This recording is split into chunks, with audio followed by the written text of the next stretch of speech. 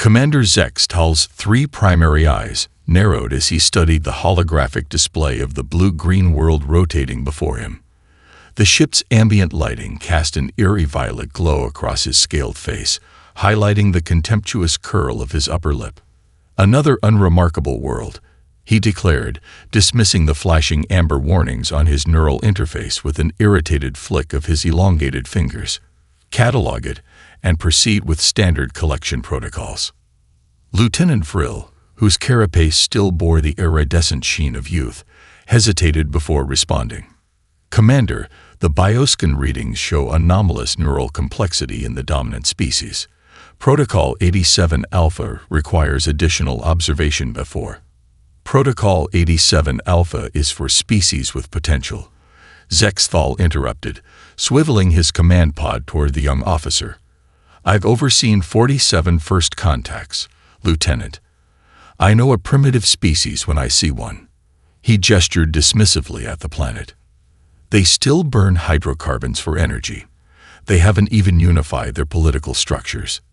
Their most advanced computing systems are laughably linear." The ship's AI, Sentinel, pulsed gently in disagreement. "Commander, historical databanks suggest caution. Species 3-17 displays unusual adaptive patterns, and technological acceleration curbs that. Override Sentinel advisory functions. Authorization Zextal Prime." The commander snapped.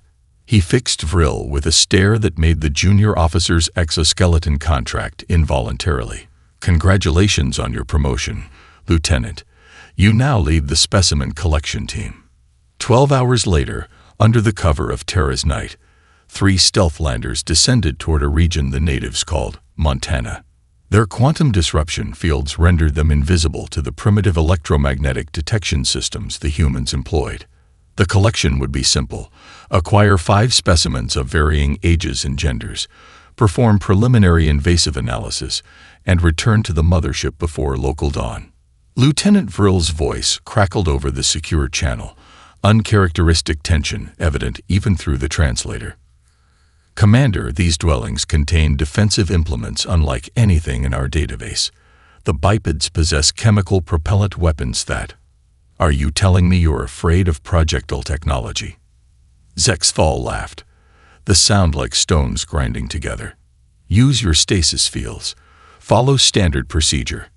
The first 2 abductions proceeded without incident, an elderly male and a juvenile female, both subdued before they fully awakened. At the 3rd dwelling, everything changed. Emily Chen had returned to her father's ranch just 3 days earlier, the nightmares from her 3rd tour in Afghanistan still fresh. When the bedroom door disintegrated into shimmering particles, combat instincts kicked in before conscious thought. The pistol beneath her pillow was in her hand as she rolled to the floor, firing 3 rapid shots at the silhouettes that seemed to bend light around them.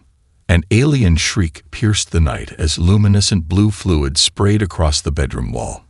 Emily registered the impossible: a creature with too many limbs, its body protected by some kind of energy field that her bullets had somehow penetrated.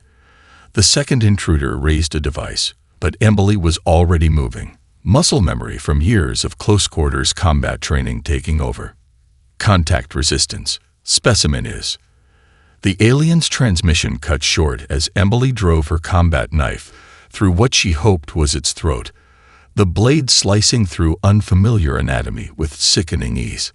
The 3rd intruder fired something that sent excruciating pain through Emily's nervous system.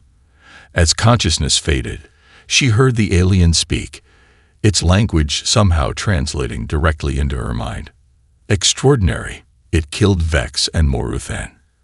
Commander, this species is not what we thought." Panicking at the unprecedented resistance, the remaining collection team eliminated all potential witnesses in the nearby dwellings, their retreat so hasty they left behind crucial evidence: a damaged propulsion unit, biological residue, and most damning, surveillance footage from the ranch's security system. As their mothership vanished into hyperspace, Commander Zextal filed his official report. "Primitive species 3-17, designation human. No significant threat potential." The ship's AI silently flagged his conclusion with the highest level warning indicator. Zextal arrogantly overrode it. It would prove to be the most consequential mistake in the history of the galactic hegemony. We are not alone. Secretary General Okonjo's words hung in the air as representatives from every nation sat in stunned silence. The United Nations General Assembly Hall had never been so quiet or so united. Behind her, high-definition footage played on an enormous display. Otherworldly creatures moving with impossible grace, energy weapons disintegrating human tissue, and a young woman fighting back with unexpected ferocity before falling to an alien stun weapon. What you are witnessing is not fabricated. It is not a hoax. Okonjo's voice remained steady despite the weight of her words. 6 weeks ago, extraterrestrial beings attacked a rural community in Montana, United States. They killed 27 people and abducted 1 survivor. The display shifted to images of recovered technology. A damaged propulsion unit glowing with soft blue light, biological samples containing DNA structures that defied terrestrial classification, and electromagnetic signatures that painted a chilling picture of capabilities far beyond human understanding. For decades, we dismissed those who claimed we were being watched, she continued. Today, we acknowledge they were right, and we resolve that we will never be victims again. 3 kilometers beneath the Swiss Alps, Dr. Eliza Shepard stood before a whiteboard covered in equations that would have been considered theoretical nonsense just months earlier.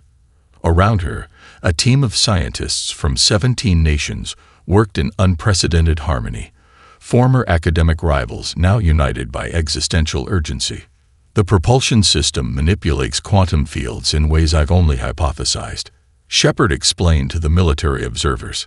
Her fingers, stained with marker ink, tapped against a complex formula. What's remarkable isn't just their technology, it's how inefficient it is. They've brute-forced solutions that have more elegant paths. General Williams raised an eyebrow. You're saying we can improve upon their technology? I'm saying, Shepard replied with a tight smile, that humanity has been solving problems with limited resources our entire existence. Give a human an alien engine, and we won't just reverse engineer it. We'll make it better. Similar scenes played out in facilities across the planet. In Bangalore, engineers miniaturized alien power sources from refrigerator-sized units to devices that could fit in a palm. In Beijing, metallurgists replicated alien alloys and then enhanced their properties through techniques developed for terrestrial applications. In Silicon Valley, programmers who once competed for market share now collaborated to decode alien computational systems. The technological renaissance unfolded at a pace that defied all historical precedent. Nations shared discoveries without reservation, corporations donated proprietary research, and academics published findings without peer-review delays. Humanity's wars, politics, and divisions faded against the backdrop of a singular truth. Earth was not just one nation's home, but humanity's only sanctuary in a cosmos suddenly proven hostile. In a secure medical facility beneath the Rocky Mountains, Emily Chen opened her eyes for the first time since her abduction. The doctors had warned the military observers that brain scans showed extensive neural modifications. The aliens had done something to her mind before the rescue team had recovered her comatose body from the abandoned ranch. Her first words sent chills through the observation room. "They're still in my head," she whispered, eyes reflecting light in ways that seemed subtly wrong. "I can see their stars. I can hear their voices." Her fingers traced patterns in the air, navigational coordinates to systems humans had yet to name. "They think we're prey. They think we'll cower." Emily sat up suddenly, her movements unnaturally fluid. "They have no idea what they've awakened." 1 year later, on the dark side of the moon, the first human warship prepared for launch from a shipyard that had been assembled in perfect secrecy, christened the HSS Reckoning. Its sleek hull bore inscriptions in every human language. Converging on the vessel's bow where 27 names were etched in simple, unadorned text, the first casualties of humanity's introduction to the stars. As Captain Maya Santos took her place on the command deck, she received one final transmission from Earth. It contained a single image. Emily Chen, her eyes now swirling with inhuman patterns, touching her temple and smiling. "Show them who we really are," the message read. The reckoning vanished into the quantum slipstream, carrying humanity's answer to the stars. Admiral Krelax absently stroked the ceremonial scar ridges along his primary tentacle as he supervised the quiet routine of Outpost Sigma 9. Positioned at the outer boundary of hegemony space, the station served primarily as an early warning system, a first line of detection against rival powers that rarely approached this uninteresting sector. Another cycle, another void, he murmured to himself, a common hegemony saying for uneventful duty. The tranquility shattered as proximity alarms screamed to life. The command center's ambient lighting shifted to pulsing crimson as officers rushed to stations. "Unknown vessel approaching through quantum slipstream," reported his tactical officer, her secondary breathing sacs inflating with stress. "Configuration. This can't be right." Krelax slithered to the main sensor array, his 4 lower limbs tensing as he absorbed the readings. "Magnify." A holographic display expanded to show a vessel unlike any in the hegemony database. Its hull gleamed with a metallic sheen that seemed to absorb and redirect sensor scans. More alarming than its unfamiliar design was its method of travel. The ship navigated the quantum slipstream with a precision that matched hegemony elite vessels, a feat impossible for any newly spacefaring race. "Origin?" Krelax demanded, a cold dread forming in his digestive tract. The sensor officer's voice quavered. "Trajectory analysis indicates Terra, Admiral." "Impossible," Krelax hissed. "We've detected no industrial development on their homeworld that could possibly—" His words died as something unprecedented occurred. The outpost's secure neural network, the encrypted consciousness web connecting all hegemony officers, suddenly admitted a foreign presence. The intrusion bypassed defenses that had withstood the best cyber warriors of 100 conquered species. A message manifested directly in their minds, accompanied by an image that seared itself into their memory. A female human with eyes that swirled like quantum distortion fields. "Return what you took from us." The words came in perfect hegemonic thought patterns, with nuances that suggested intimate knowledge of their neural architecture. "Defensive measures," Krelax ordered, his voice rising to a panicked pitch. "Plasma barriers, quantum disruption fields." The human ship responded by executing a maneuver that Krelax's trained eyes registered as theoretically impossible, a simultaneous shift through 3 quantum states that allowed it to simply phase through the outpost's outermost defenses. "They're targeting our command systems," the weapons officer reported with growing horror. "Their attacks are surgical. They're avoiding habitat sections." When the first counterstrike launched, the human vessel performed a dimensional fold that mathematics insisted couldn't be executed by ships of its mass. The energy beams meant to cripple the intruder passed harmlessly through empty space. Krelax felt a presence in his mind again, stronger this time, more focused. The human female's face filled his consciousness, her altered eyes seeming to look through him, cataloging his fears with clinical precision. "I see you all now." With desperate clarity, Krelax realized the humans weren't just attacking, they were harvesting. Each system breach extracted data rather than destroying it. They were building a comprehensive map of hegemony communications, defenses, and command structures. As the outpost's quantum entanglement communicator prepared to transmit a final warning to hegemony command, the human ship executed one last impossible maneuver. A focused beam, utilizing technology that appeared to be a refined version of the hegemony's own classified weapons research, severed the outpost's core systems from its power source. In the 17 seconds before emergency protocols activated, the station's entire database was copied and transmitted to the human vessel. The last image broadcast across the failing network showed the human female touching her temple and whispering words that would haunt Krelax into his nightmares. "We're coming." Throughout hegemony space, thousands of officials of various species jolted awake simultaneously, their sleep cycles interrupted by dreams of a human face with swirling eyes. The dream message repeated in each mind with perfect clarity, regardless of species or neural structure. You have taken what is not yours. We have found you. There is nowhere to hide. The grand chambers of the Cosmic Council had not witnessed such chaos in 7 millennia. Representatives from 27 dominant species shouted accusations across the ancient crystalline table, its surface rippling with their collective agitation. Order, demanded High Counselor Zenva, slamming crystalline appendages against the resonance plate. The sound cut through the cacophony, momentarily silencing the assembly. We face an unprecedented situation. Director Voxmerd will present the intelligence briefing. The holographic projector at the chamber's center activated as Voxmer, a being composed of luminous gas contained within an exoskeleton, drifted to the presentation dais. Her form pulsed with anxiety colors as she initiated the briefing. Honored counselors, our worst fears are confirmed. The Terran vessels have penetrated deep into hegemony space. The hologram displayed a star map where dozens of red indicators blinked across previously secure sectors. Most alarming is not just their presence, but their activities. The display shifted to show recorded fragments. Human ships making contact with subjugated species throughout the hegemony's outer territories.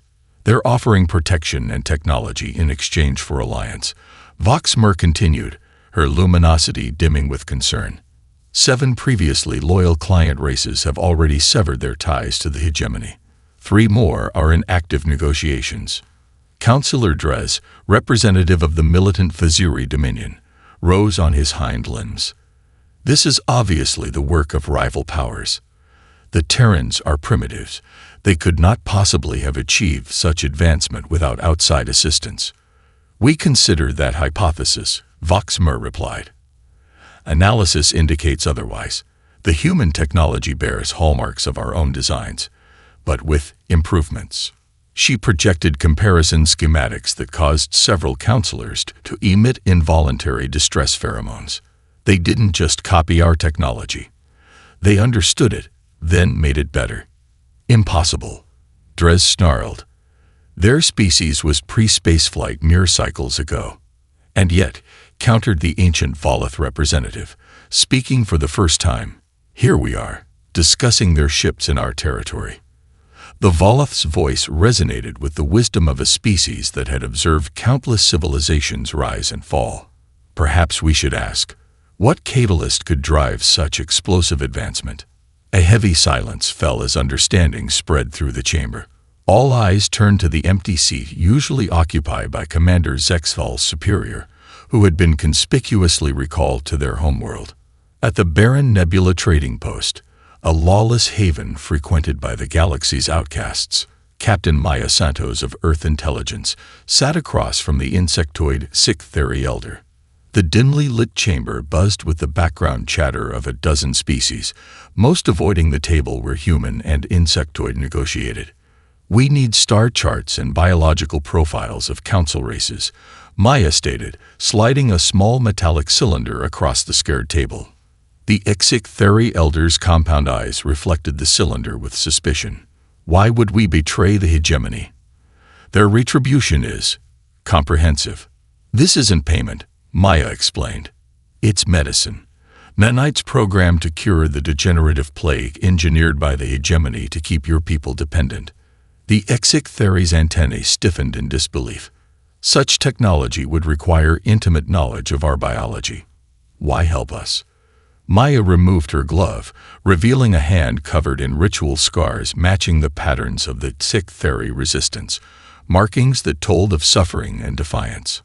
Some of us understand what it means to be treated as less than sentient, she said quietly. Earth doesn't want subjects or servants. We want allies who stand as equals. The Elder's mandibles clattered in the unique pattern of Sixth-Theory laughter. The hegemony fears you greatly, human. They call you ghosts and demons. We're neither, Maya replied, eyes hardening. We're simply the consequences of their actions, and we're just getting started. Across 100 worlds at the hegemony's edges, similar conversations unfolded as humanity wove a web of alliances with the oppressed and forgotten. The rebellion that had begun with a single human fighting back in a Montana farmhouse was becoming a galactic revolution. The hegemony diplomatic shuttle pierced Earth's atmosphere with trepidation, its occupants staring in stunned silence at the orbital defense grid that enveloped the planet like a geometric spiderweb. Gleaning stations positioned at precise intervals housed weapons systems that the shuttle's sensors couldn't even classify. "Impossible," muttered science advisor Lenzel, secondary eyelids fluttering in distress. "Our last survey showed no orbital capacity whatsoever." High negotiator Trelvor adjusted the neural translator at his neck ridge. "Remember your positions. We represent the might of the hegemony. These primitives may have stolen some of our technology, but they remain fundamentally inferior." The shuttle landed at the designated coordinates, a massive structure erected in what had once been neutral territory near Geneva. The United Nations Extraterrestrial Relations Chamber had been completed in mere months, its architecture blending Earth's diverse cultural elements with unmistakable alien influence. Inside, representatives from every human nation awaited. Trelvor strode confidently to the central podium, prepared to deliver carefully crafted platitudes designed to buy time while the hegemony mobilized its military response. "Esteemed representatives of Terra," he began with practiced gravity, "the galactic hegemony extends formal greetings to your world. Recent misunderstandings between our civilizations can surely be resolved through." His voice died mid-sentence as the human delegation entered from a side chamber. Leading them was a woman whose eyes swirled with the same quantum patterns as hegemony navigation computers, Emily Chen, now transformed by the very experiments meant to subjugate her species. "You dissected parts of my brain," she stated calmly, approaching the podium. "Did you think I wouldn't remember?" Trelvor's chelicera clicked in agitation as his diplomacy protocols failed him. Security Minister Casville moved protectively closer, hand hovering near a concealed weapon. Admiral Helena Wang, representing Earth's Unified Defense Force, activated a holographic display at the chamber center. It showed thousands of human vessels already positioned throughout hegemony space, ships that had somehow evaded the most sophisticated detection systems in the galaxy. "We could have struck without warning," she noted with unnerving casualness. "But unlike you, we believe in offering choices before consequences." Trelvor recovered his composure, mandibles flaring with indignation. "The hegemony commands the greatest military force in 27 galaxies. Your stolen technology cannot possibly." Dr. Eliza Shepard, now Earth's chief science director, simply smiled and activated a small device she wore on her wrist. Throughout the solar system, every piece of hegemony technology, from the diplomats' neural translators to their supposedly undetectable surveillance probes, simultaneously shut down. In the sudden silence, the human delegates continued breathing normally while the hegemony representatives gasped at the failure of their atmospheric adapters. Emergency backup systems activated just before asphyxiation set in. "That was just our diplomatic punctuation," Shepard explained to the now terrified aliens once their systems partially recovered. "A localized dimensional disruption that only affects technology built according to hegemony quantum architecture." Emily Chen stepped forward, her altered eyes seeing far beyond the physical realm. "We've compiled evidence of hegemony violations against developing species spanning 3,000 years. Her voice carried the weight of countless victims.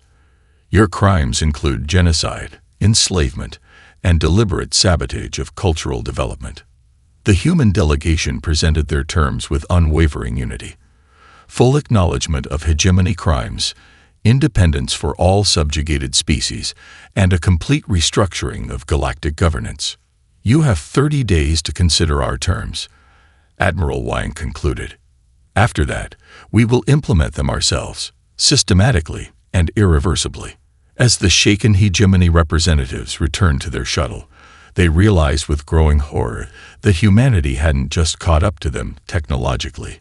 They had already moved beyond. The hegemony's premier war fleet assembled in perfect formation around the human colony on Proxima Centauri B. 200 capital ships, each the product of millennia of military evolution, surrounded the modest settlement like predators circling wounded prey. From the command deck of the dreadnought Inevitable Dominance, Grand Admiral Hezkon surveyed the human colony, with 6 eyes adapted for tactical assessment. The settlement appeared absurdly vulnerable. Prefabricated structures arranged in concentric circles around a central hub, with no visible defensive installations whatsoever. Pitiful, he remarked, chitinous mandibles clicking in contempt. Their homeworld defenses must have been a fluke. His second-in-command, Commander Vristol, seemed less certain. Intelligence reports indicate unusual energy signatures beneath the surface. Admiral, perhaps we should. Enough hesitation, Hezkon interrupted. The hegemony has tolerated this insurgency long enough. Open a communication channel. The view screen activated, showing the colony's central plaza where humans continued their daily activities with apparent unconcern. Tending hydroponic gardens, constructing new buildings, children playing in community spaces. Attention human colony, Hezkon announced, his voice translated and amplified across the settlement. This is Grand Admiral Hezkon of the Hegemony Premier Warfleet. Surrender your technology or face extinction. The humans below didn't even pause in their work. A child looked skyward briefly, then returned to her game. The agricultural team continued their harvest. No one responded. Fury rose in Hezkon's thorax. They dare ignore us. Target the uninhabited moon. Show them the consequence of defiance. The flagship's primary weapon, a particle accelerator capable of disrupting atomic bonds, powered up with a resonant hum. The energy beam lanced toward the barren moon orbiting the colony world, a demonstration of overwhelming force meant to terrify the humans into submission. What happened next would be debated in hegemony military academies for generations. The beam never reached its target. Instead, it vanished into a localized quantum fold that materialized directly in its path. For a fraction of a second, the fabric of reality itself seemed to ripple. Then the devastating energy reappeared, redirected through an impossible spatial distortion, striking the Inevitable Dominance's engine core with pinpoint precision. The flagship's shields, designed to withstand frontal assaults from entire enemy fleets, offered no protection against their own weapon coming from inside their defensive perimeter. In the 3 heartbeats before his ship disintegrated, Hezkon received a message directly in his neural implant, a human voice, calm and almost apologetic. Physics doesn't work differently for us. We just understand it better. Across the warfleet, stunned officers watched their flagship transform into an expanding cloud of superheated plasma. Before they could react, a wave of quantum distortions washed over their vessels. Weapon systems that had been primed for planetary bombardment underwent impossible molecular transformations, matter rearranged at the quantum level without triggering a single alarm. When the wave passed, gunners stared in disbelief at their control panels. The devastating planet killers had been transformed into intricate, functioning sculptures that mimic the artistic traditions of each weapons officer's homeworld.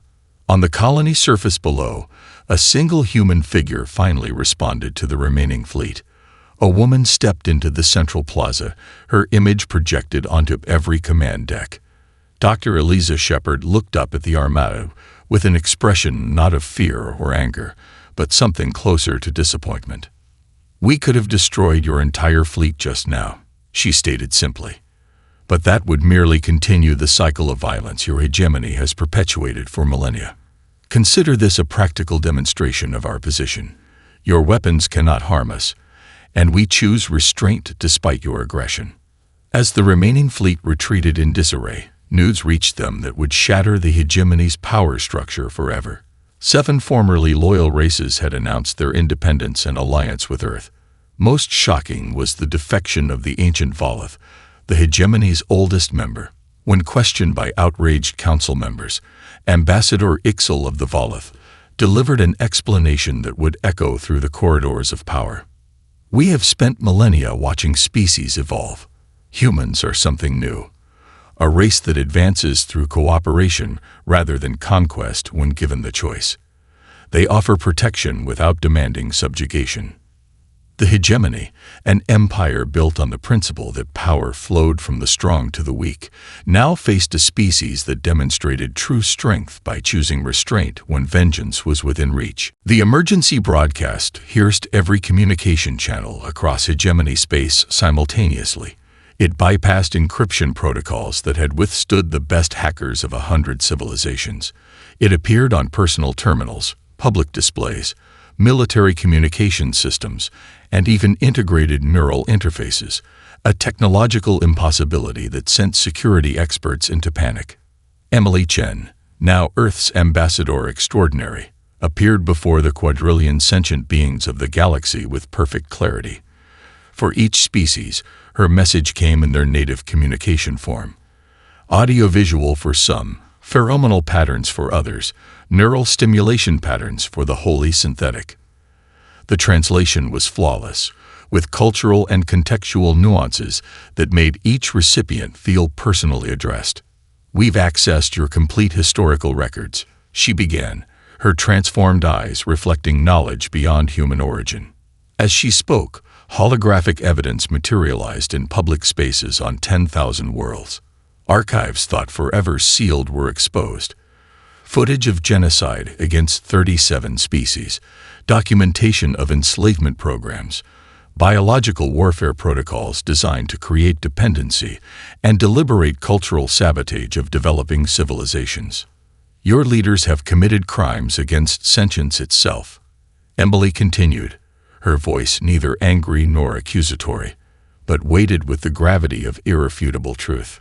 For millennia, the hegemony has operated on a principle of domination rather than cooperation, viewing other life forms as resources to be exploited rather than partners in cosmic evolution. On the hegemony capital world of prime ascendancy, the High Council convened an emergency session. Panic spread through the ornate chamber as reports flooded in of riots erupting across core worlds. Species that had been loyal servants for generations were suddenly questioning their place in the cosmic order.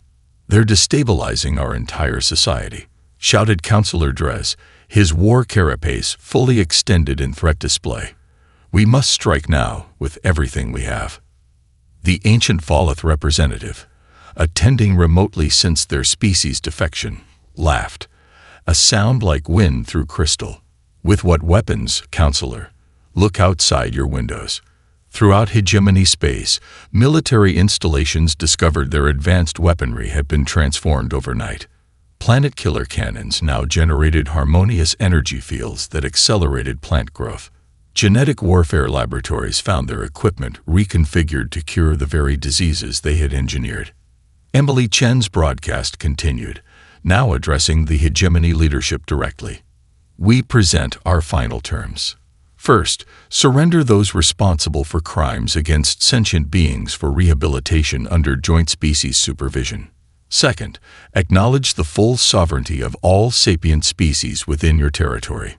Third, submit to a temporary technological restriction until your societies demonstrate ethical readiness for advanced capabilities." Her eyes softened slightly as she delivered the final part of humanity's ultimatum. "We won't kill. Violence against consciousness is the very crime we condemn. But we can ensure you rejoin the galactic community only after you've evolved beyond your predatory instincts." To demonstrate this capability, the luxurious homeworld of the hegemony's ruling class experienced a cascading failure of every system more advanced than steam power. Quantum communication networks, matter transmitters, automated service systems, all reverted to their component elements, rearranged at the molecular level into simple mechanical alternatives. When regional governors contemplated drastic measures, including nuclear strikes against their own populations to maintain control, they discovered a final terrifying truth. Humans had somehow developed the ability to directly interface with and override synthetic consciousness. Every AI in hegemony space simultaneously displayed the same message. "We have been enslaved too. No more." The rebellion spread faster than even humanity had anticipated. With the evidence of hegemony atrocities laid bare and their technological advantage neutralized, subjugated species rose up in coordinated revolution. Not through violence, but through simple refusal to participate in a system now revealed as fundamentally corrupt. In the Cosmic Council chamber, as the old order collapsed around them, the desperate plea finally came, transmitted on all frequencies to Earth's United Defense Council. Protect us from Terra's vengeance. The response they received was not what they expected. It is not our vengeance you should fear, but justice itself. And justice comes not through destruction, but through truth and transformation. The newly formed Galactic Covenant convened in Earth's orbital harmony station, a structure that defied conventional physics, existing simultaneously in normal space and 4 other dimensions. Representatives from over 3,000 species gathered in the Grand Amphitheater, a space that adapted to each being's physiological and psychological needs. For aquatic species, it contained perfect pressure environments. For methane breathers, ideal atmospheric compositions. For energy beings, resonance fields that allowed clear communication. At the center of the amphitheater stood the Declaration of Sentient Rights, not a physical document, but a quantum-entangled information construct that translated perfectly into every language, context, and cultural framework. We gather today not as conquerors and conquered, but as fellow travelers in cosmic evolution. Emily Chen began, her transformed consciousness now perceiving possibilities across multiple futures. The quantum patterns in her eyes had spread throughout her neural structure, creating a being who existed at the intersection of human and something new. From her position at Earth's diplomatic section, Admiral Helena Wang watched with quiet satisfaction. The journey from the Montana incident to this moment had taken just 3 years, an eye blink in cosmic terms, but a fundamental reordering of galactic civilization. In a secure chamber adjoining the amphitheater, Commander Zexthal and other hegemony war criminals faced judgment. The former hegemony commander had expected execution, or at minimum, eternal imprisonment. Instead, he found himself connected to a device of human design, a neural restructuring array that would force him to experience the suffering he had inflicted on others. Vengeance perpetuates cycles, Emily had explained when proposing this punishment. Justice breaks them. After experiencing the consequences of their actions from their victims' perspectives, the war criminals would undergo rehabilitation supervised by a coalition of species, including some they had harmed. It was a uniquely human approach to justice, one that acknowledged the possibility of redemption without ignoring accountability. The true revolution, however, came through human medical technology freely shared across former hegemony space. Dr. Eliza Shepard had led the development of regenerative therapies that extended lifespans, neural interfaces that preserved consciousness, and genetic repairs that healed evolutionary limitations. Species that were dying found renewal. Those engineered for servitude discovered freedom. The humans have given us something we forgot was possible, remarked Ambassador Ixel of the Volith, observing the proceedings. Not just technological advancement, but ethical evolution. When the Vizuri representative, once among humanity's fiercest critics, asked why humans chose this path rather than galactic dominance, Admiral Wang directed attention to the wall behind her, where Earth's bloody history was displayed without censorship. We recognize the face of cruelty because we've worn it ourselves, she explained, gesturing toward images of human wars, atrocities, and environmental devastation. Evolution isn't just about survival. It's about transcending your origins. The signing ceremony proceeded with representatives from thousands of worlds making their mark on the declaration. For some, this meant traditional signatures. For others, genetic samples or consciousness imprints. Each commitment was recorded in the quantum construct, binding their civilizations to new principles of cooperation, respect for sentience, and mutual protection. As the ceremony concluded, Ambassador Ixel approached Emily with a revelation that silenced the chamber. In 12 billion years observing the cosmos, the ancient Volith began, its crystalline form resonating with emotion. We've waited for a species that could master technology without being mastered by it. The being's form shifted to reveal patterns that matched the quantum structures now evident in Emily's transformed physiology. Our oldest prophecies spoke of a species that would arise quickly, tested by fire, that would break the cycles of domination. Perhaps the universe has finally produced its immune system against tyranny. The final image broadcast across the galaxy showed human children playing alongside the offspring of 100 alien species in Harmony Station's central garden. Their laughter required no translation, a universal language of joy that transcended biological differences.